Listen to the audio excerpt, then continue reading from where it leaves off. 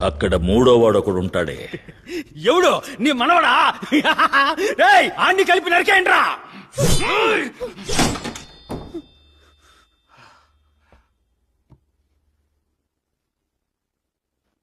అన్నా, ఎవరో తలుపు తెరుస్తున్న శబ్దం వినిపిస్తోంది.